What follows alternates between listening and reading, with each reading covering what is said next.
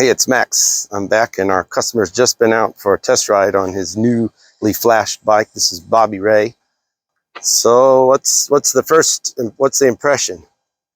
Well, I tell you, in sport mode where it was so jerky, you let off the throttle just a little bit, it almost throw you out of the seat to the front, and you get on the throttle a little bit, it throw you to the back, smooths all that out. You can ride sport just as comfortably as you can the tour mode now. And both of them have this power on the top end, but the sport is so much more at the beginning. You better be leaned over when you roll on that throttle, because if you hit that baby, it's going to go. It goes, right? It goes. It goes like I've never been on a.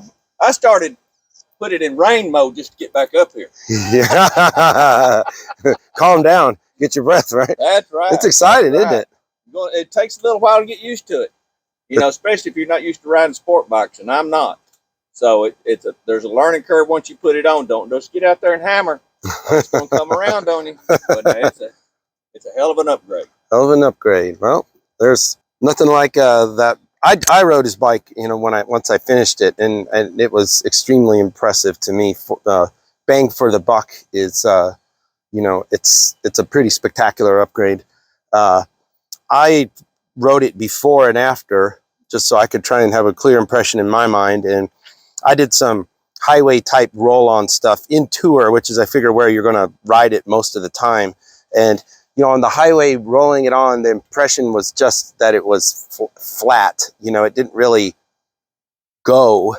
But then once you have the reflash, you have a clear impression that you might not know it was flat, but once you've ridden it with the reflash, it's like there's a cork taken out of the thing, and it just is so lively, and it pulls so strong.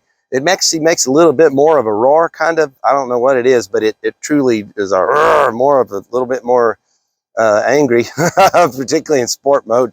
Puts that traction roar to it. That's all I can say about it. Well, the other thing it does that's really nice, because of the fly-by-wire throttle,